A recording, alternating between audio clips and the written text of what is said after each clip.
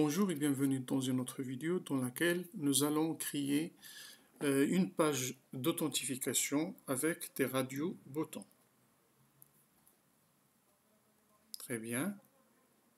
Je vais créer un nouveau projet, application web, que je vais nommer, puisque la question est dans l'examen 18, je vais nommer mon projet examen 2018, variante 2.1.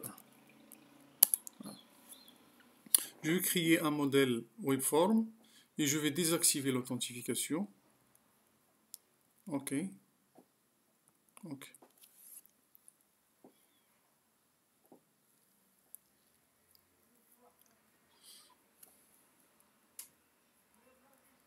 Allons-y, on va créer déjà notre forme qui va hériter la page maître par défaut. Donc je vais la nommer login.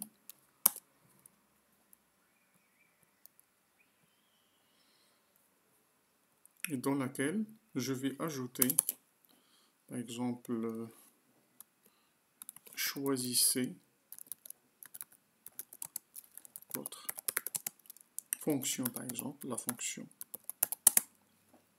de point. Et là, je vais ajouter deux radio-boutons, puisque j'aimerais, normalement, puisque j'ai deux fonctions, donc je vais ajouter le premier radio-bouton que je vais nommer la fonction c'est médecin.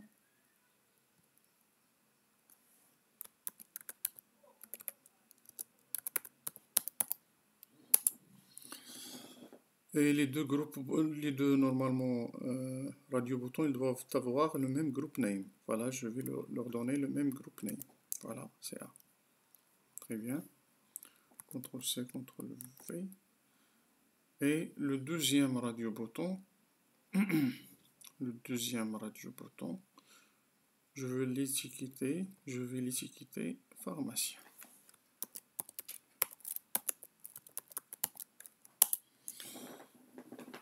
Et par défaut, par exemple, c'est le médecin qui sera couché. Voilà, très bien.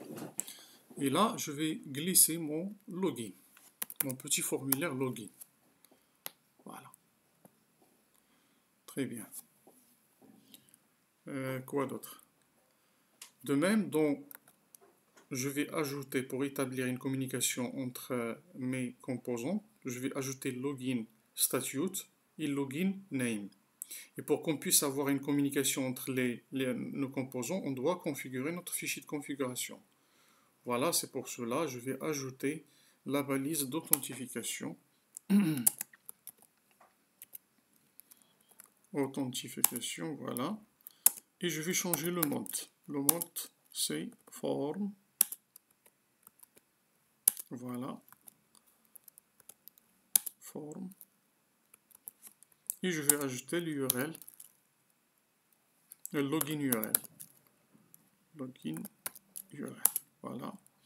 Donc la page c'est login. La page qui contient notre login. C'est le login.spx. .spx. Voilà, c'est fait.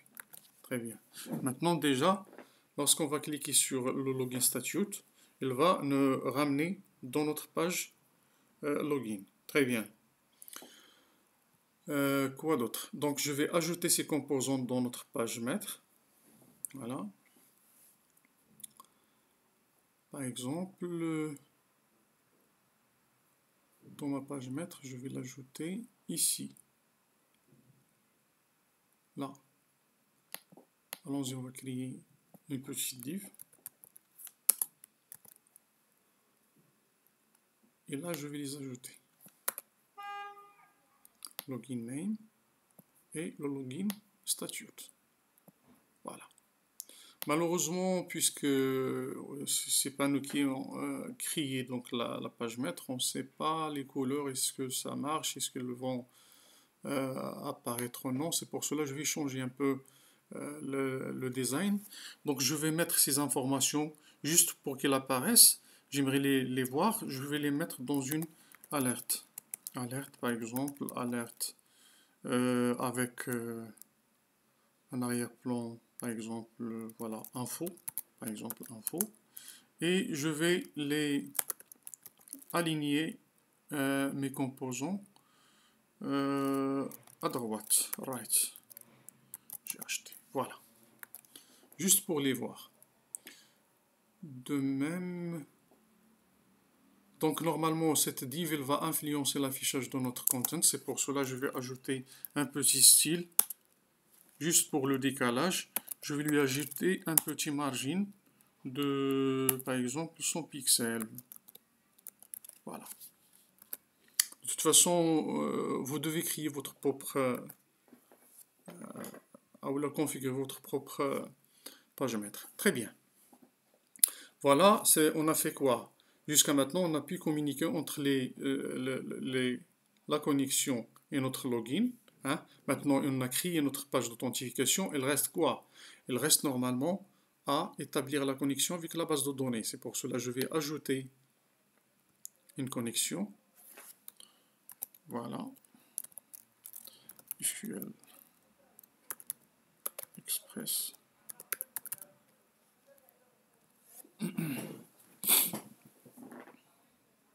J'ai déjà créé la base de données.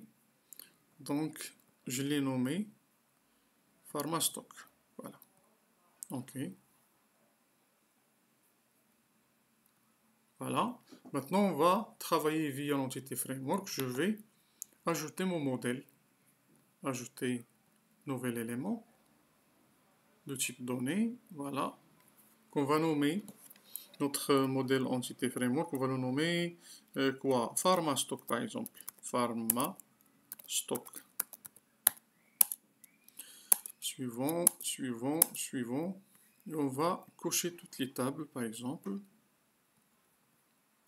Ok.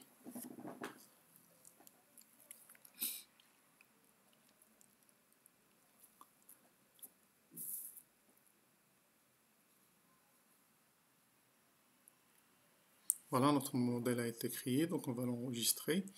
Donc l'objectif en fait c'est quoi? C'est de chercher dans la table médecin le login et le mot de passe. Regardez bien, on a login MD et passe MD. De même pour la table pharmacien, on a login PH et passe PH. Allons-y, on va faire ce travail. La méthode que je vais vous montrer maintenant, il ne va pas se baser sur une classe. On ne va pas créer la classe membership. Hein. On va faire les tests et la vérification au niveau de notre classe login.aspx.cs. Donc déjà là, on doit chercher quel est l'événement adéquat. Donc voilà, vous faites un double clic sur votre login et là, ça devait vous ramener vers l'événement adéquat qui est Authenticate. Voilà. Maintenant, on va créer notre DB context qu'on a nommé PharmaStock. PharmaStock entité. On va créer notre DB égale new. Voilà. PharmaStock entité. Je vais ajouter même une petite variable booléen que je vais nommer état. Ça veut dire état de la connexion que je vais initialiser par la valeur false. Voilà. Et je vais tester quelle est la case à cocher, quel est le radio bouton coché. Si le radio bouton médecin.ticket, dans ce cas, on va interroger la table des médecins. Else, on va interroger la table des pharmaciens. Voilà. C'est très simple. Ce que je vais faire dans la variable normalement état, je vais intercepter la valeur de retour après interrogation de la table médecin. Dans la table médecin, est-ce qu'il y a ini un médecin tel que M, hein, un médecin, prédicat, M point, son login égale à notre login. Donc, comment on peut faire pour récupérer ce login? On peut le récupérer à travers le nom de notre variable login. Donc, si le login médecin égale à notre login name, on l'a nommé login 1, point. À partir de notre login 1, on peut récupérer la zone de texte username. Voilà. Donc, cette zone de texte, il est nommé, celle-là, la première, il est nommé username. Et la deuxième, il est nommé password. Tout simplement. Donc, à partir de notre login 1, point username. De même, and m.password égale à notre login 1, point password. Voilà, tout simplement. Maintenant, on aura normalement une réponse qui va nous dire true ou false, qui va nous renvoyer true ou false, selon le login ou mot de passe, est-ce qu'il existe ou il n'existe pas dans la table médecin. Là, je vais tester sur l'état qu'il m'a renvoyé. Si l'état est bon, c'est-à-dire égal true, dans ce cas, qu'est-ce qu'on va faire? Regardez, je vais ajouter un peu de sécurité pour garantir la communication entre mes composants de sécurité, c'est-à-dire le login statute et le login name et mon login 1, mon formulaire. C'est pour cela que je vais ajouter la sécurité pour que je puisse bénéficier d'une classe très intéressante, c'est Forms Authentication. Hein? Voilà. Point redirect from login. Là, on aura un redirectionnement from login page. Malheureusement, on peut pas, il ne va pas nous rediriger vers la page qu'on veut. Il a deux choix. Ça se peut qu'il regarde. Regardez.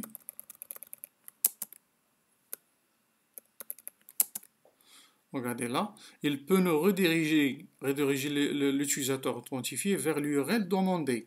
C'est quoi l'URL demandée? Par exemple, j'ai cliqué sur une page. Donc, après l'authentification, il va me rediriger vers la même page qui a influencé l'affichage de notre forme login. Ou l'URL par défaut. Nous, on ne veut pas les deux cas. On ne veut pas ces deux cas. On aimerait chaque fois qu'il fasse, par exemple l'utilisateur il fait l'authentification, on aimerait qu'il l'amène vers la page d'accueil des médecins. C'est pour cela, regardez ce que je vais faire. D'abord, je dois lui dire comme quoi c'est correct. Il est authentifié. Donc, qu'est-ce qu'il a comme argument? D'abord, on doit lui spécifier le username. Le voilà, on va le récupérer. La première information. Et la deuxième information, on doit lui dire comme quoi c'est true. C'est-à-dire la connexion est bonne. Voilà, true, tout simplement. Et là, ce que je vais faire, je vais forcer le redirectionnement via response. Point redirect. Redirect. Et je vais lui spécifier l'URL qui est normalement la page d'accueil des médecins. Page médecin.spx. Voilà. Bien sûr qu'on n'a pas crié, on va la crier. Else, on va interroger la table des médecins. Voilà. Donc, au lieu de interroger médecin, on va interroger pharmacien. Et un pharmacien n'a pas le login MT, il a le login PH. Voilà. Et le pass PH. Très bien. On va laisser le tour, sauf la page. On aimerait qu'elle sera redirigée vers la page d'accueil des pharmaciens. Voilà. Très bien. Allons-y, on va créer ces pages. Donc, je vais ajouter la page d'accueil CTRL-V des médecins. OK. Dans laquelle je vais faire juste un petit message, CTRL-V. C'est la page. C'est la page d'accueil des médecins. Voilà. Très bien. Et de même,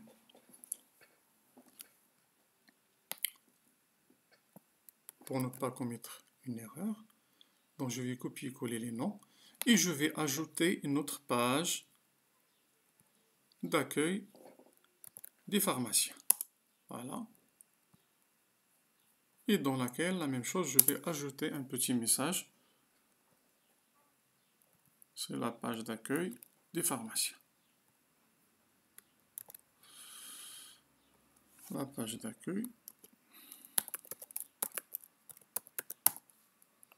des pharmaciens. Voilà. Et c'est là des médecins. Très bien. Maintenant, on peut tester. Voilà, je vais afficher le résultat de mon travail pour voir.